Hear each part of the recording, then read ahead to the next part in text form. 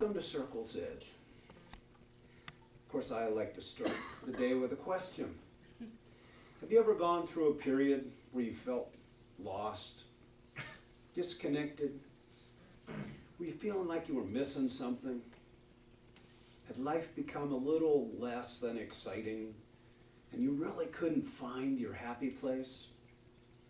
Well, today you found your happy place. Here it is, Circle's Edge. But those are the feelings that you experience when you're not in touch with your own spirit. In this teaching, we frequently say that we're all spiritual beings having a human experience. Yet when we have this human experience, we tend to accept the concept of duality. We get stuck in life's little ruts.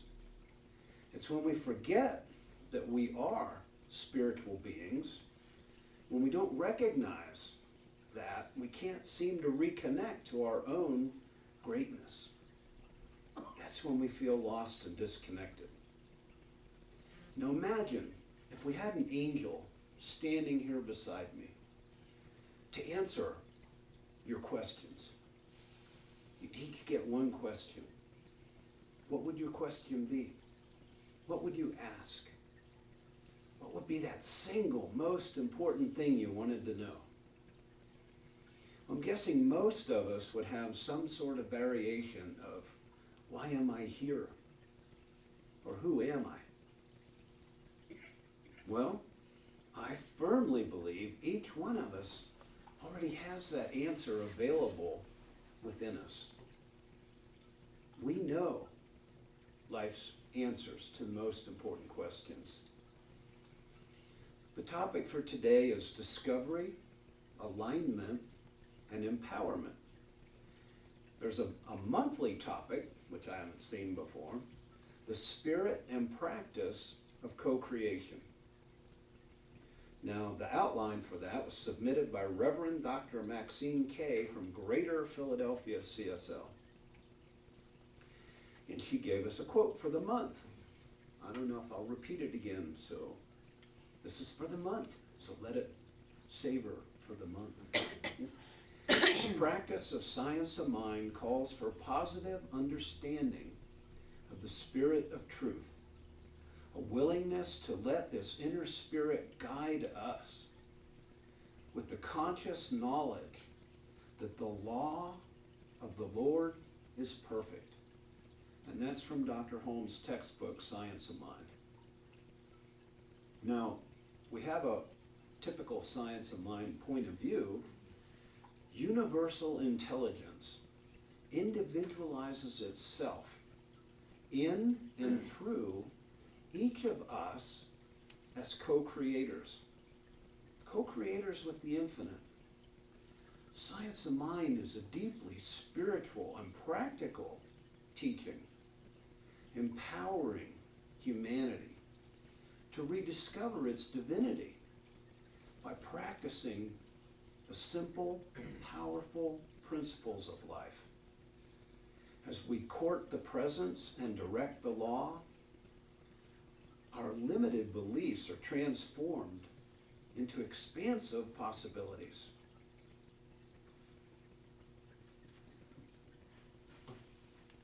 Okay, there are no visible angels here to answer my questions. So I'll take a shot at it. To feel connected, you need to become aware of your own intuition. That's your inner guide. It's those gut feelings that you get in certain situations. It gives you direction and shows you what actions to take in your life. So do we listen to them or we let them pass by? Are you aware that you have a guide available? Inner wisdom. It helps you choose where you're going on your life's path. Well, the teacher is within. Intuition is your inner teacher. Your teacher is your spirit. It lies within It's your power source that makes your heart beat, keeps your body alive. We don't consciously think about breathing, heart pumping, circulation, digestive, all these systems that work without our thought. That should convince you that there's more going on than you know about.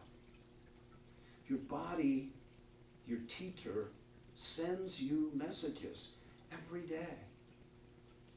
But unless you're really attuned, it's really a soft whisper in your ear. A little nudge here and there.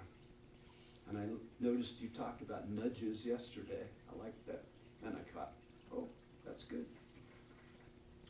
But it's up to us to take the time to make ourselves available to recognize those nudges. We have to know that's our true essence speaking to us. It's who we are. We must understand that our dreams and our visions are our personal callings. They're not anyone else's. They're unique to us. It's up to us to pay attention so we can continue to feel that connection and belonging.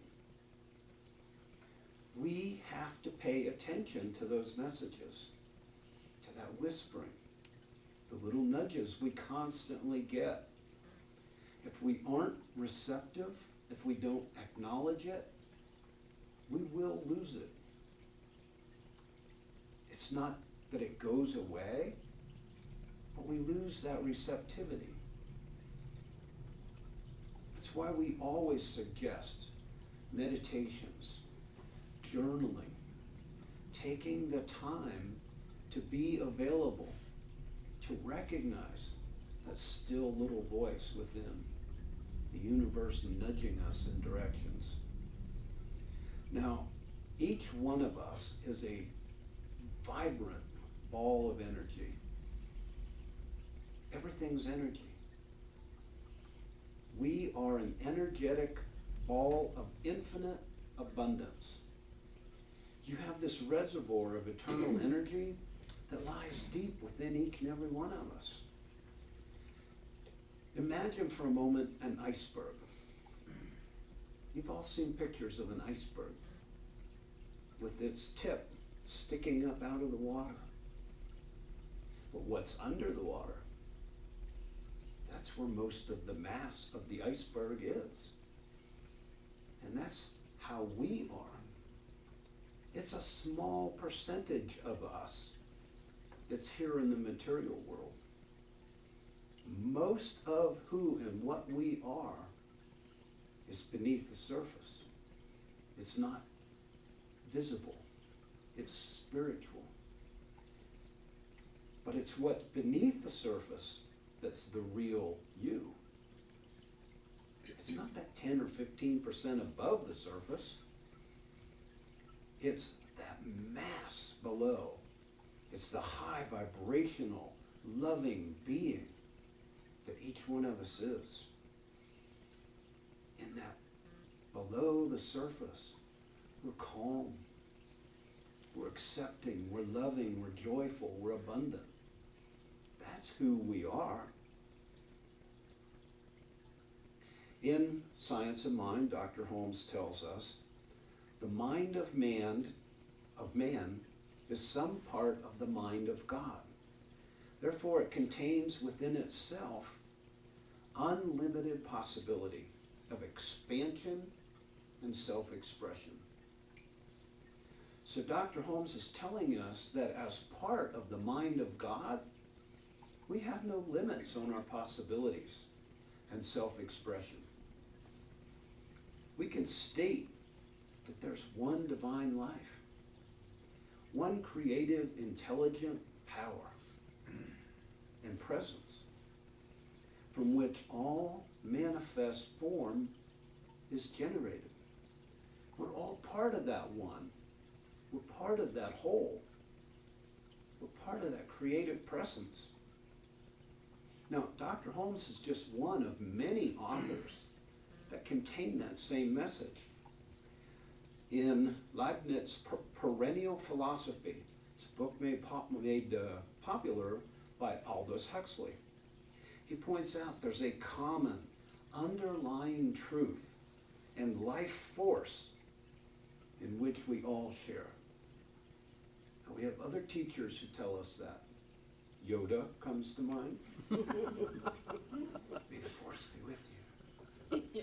I recorded one of the episodes last night. I don't even remember which one it was. But that's a powerful message. That was a very metaphysical series of films, the whole genre. May the force be with you. Well, guess what? The force is you. You are the force. You're that gigantic iceberg. Now, I love to quote Carl Sagan, the noted astrophysicist, and he stated in a very long quote that I'll give you here, "We all are made of star stuff." End quote. Do you recognize that? We all are made of star stuff. There's lots of teachings around that, but I'll just let that one go. In this thing called you, Dr. Holmes tells us, it's the invisible essence and substance of every visible form. Its nature is goodness, truth, wisdom, and beauty, as well as energy and imagination. Our highest satisfaction comes from a sense of conscious union with this invisible life, with the force. So, for our personal discovery, we've established we are one with the star stuff. We're one with the invisible essence and substance of every visible form. Now, we could go into the entire physics study of it, but we'll leave that alone because I don't remember a lot of it. We are goodness, truth, wisdom, beauty, energy, imagination, because we're one with the creative process behind it all. Now, isn't that what you were pretty much already thinking about yourselves? Yes? Well, if your answer was yes, then you can sleep through the rest of the talk. But if your answer was no, you might just please pay attention to the rest of this. If you aren't really feeling your connection to that one creative process, how can you align with it as your reality? Well, the next step is titled alignment. So I'm going to cover it. From discovery, we know that we're co-creators with the entire universe, with creative intelligence. And everyone is able to connect deeply with that presence and re-identify with the indwelling power for good that is spirit. We have so many teachers from so many different teachings and philosophies that tell us everyone uses the great law of mind either consciously or unconsciously. In their book, Law of Attraction, Esther and Gary Hicks describe that process extensively. They say we're always practicing the law of attraction, sometimes consciously, but usually unconsciously. When we spend a great deal of time thinking about what we don't want, we are attracting what we don't want. And if we really, really, really don't want it, we really, really, really are attracting it. But it works the other way too. When you focus on what you do want with energy, with enthusiasm, that's what the universe will and must deliver. It's how most people use their power of co-creation positively, or it's how we should be using it. I'm not saying it is how most people do it. Most people use it unconsciously. So when you remember you are co-creators with the universe, you're co-creators of your life. You know you have the power to change your thinking.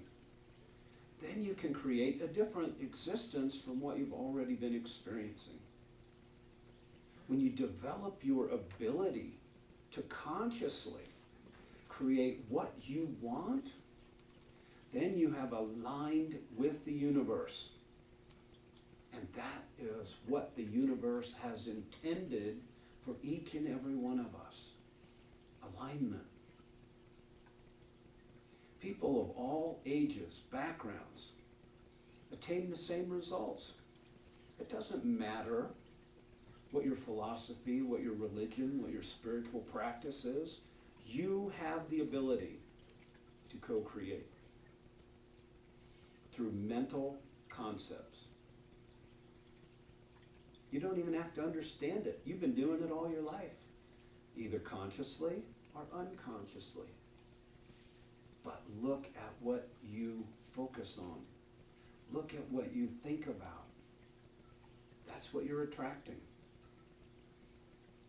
In The Science of Mind, Dr. Holmes says, but the great love of the universe must be one with the great law of its own being. And we approach love through the law. This then is the teaching, love and law. In seminar lectures, Dr. Holmes says, because this mind is self-existent, self-creating, self-perpetuating, self-animating, and self-expressing, it possesses everything necessary to create anything that is ever going to be, ever was, or ever shall be. I love when he gets poetic like that. That was pretty good. So Dr. Holmes suggested that we empower ourselves, and that's the third topic, empowerment. He said we court the presence and direct the law. Let's go back to the iceberg analogy. When you observe yourself and your life, all you see is the tip of the iceberg. But that 85% is below. It's not visible. Your daily actions cater for the needs of the top 10 to 15%. That's what we drive our lives around, satisfying that 15%. Relationships, activities, food, whatever it is, it's about that 15%, ignoring the vast majority of ourselves that's unseen.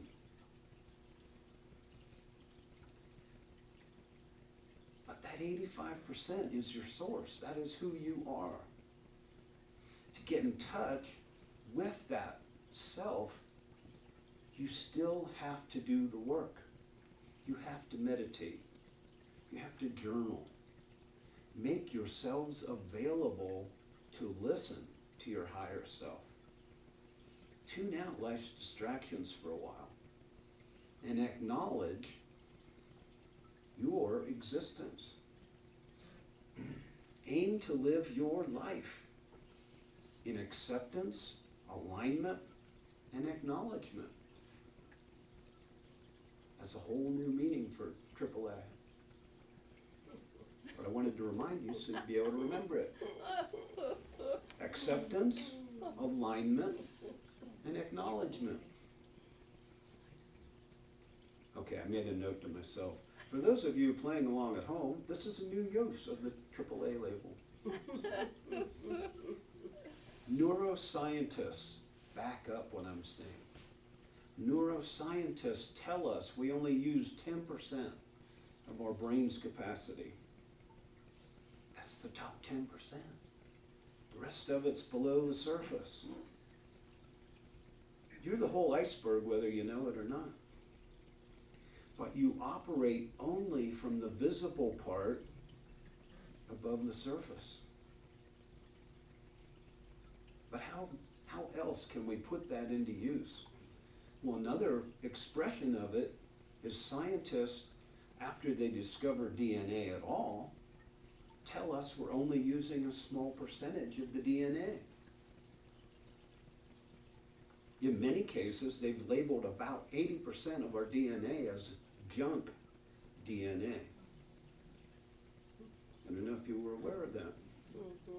They're just now beginning to identify that DNA is storage, data storage. Lee Carroll, who channels Cryon, has talked extensively about junk DNA. In fact, has a book about DNA. He said, eventually science will learn the true value of what that is, but he talks a lot about it being available for storage. Now, he has not made a connection of that with Akashic Records, but to me, when I read it, that's what I get. That it's our own Akashic Records in our DNA. That's my interpretation, so if you want to share that with anybody, you might qualify that statement. Beneath, this is a Pir Vilayat Inayat Khan quote. Beneath the surface lies your true essence, the real you, which is a part of the universe, the you in all its greatness, abundance, and perfection. The experience of life consists of the experience which the spirit has of itself in matter, and as matter, in mind, and as mind, in emotion, as emotion, etc. End quote. Everything is energy. Your thought begins it. Your emotion amplifies it. And your action increases its momentum. Swami Vivekananda tells us, all the powers in the universe are already ours. It is we who have put our hands before our eyes and cry that we're in the dark. Oh. Nothing? No reaction, Sean? Yeah, that was good. You like that one? Thank you. The Dalai Lama tells us the more you are motivated by love, the more fearless and free your actions will be. Buddha says, all that we are is the result of what we have thought. The mind is everything. What we think, we become. We actually have that hanging in our meditation room. But we must become completely, consciously aligned with divine love and infinite wisdom. This is attained by our deep connection with the spirit of life. And how do we get it? Through meditation and creative surrender. We speak our word with confidence and trust the law to fulfill it.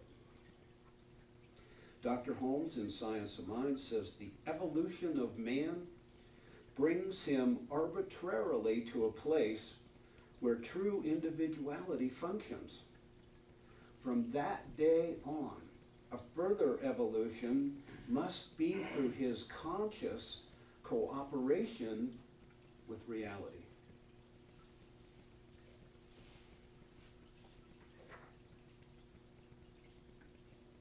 To use the creative process, we must affirm the creative force.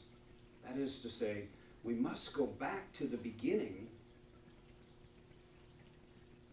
and start with pure spirit. Only remembering that this starting point is now found in ourselves. For this is what distinguishes the individual creative process from the cosmic creative process. That's a quote from Thomas Troward, Judge Troward, in the creative process and the individual. So awakening to the presence and the power of Spirit's life is our joyous responsibility of changing our thinking, raising our consciousness, transforming our limited beliefs to expanded living. The universe is expanding.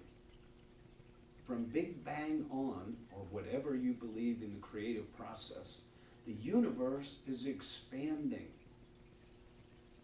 Allow your world to expand. Demand your world to expand as you allow your consciousness to expand. So your iceberg is expanding. The part above, the part below. So use the powers of science of mind. These principles are universal. They're found in basically every religion known to man. But we can use them to inspire others and to illuminate our own lives.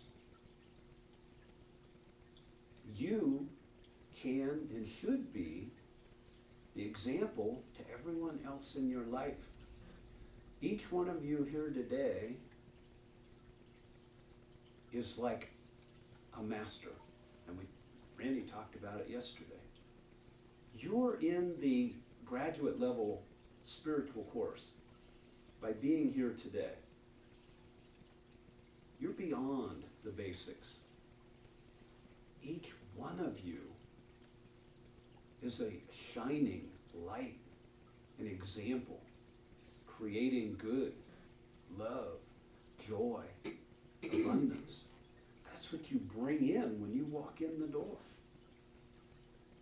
And for that, and so much more, I am grateful to have each and every one of you here. Thank you. Namaste. Namaste.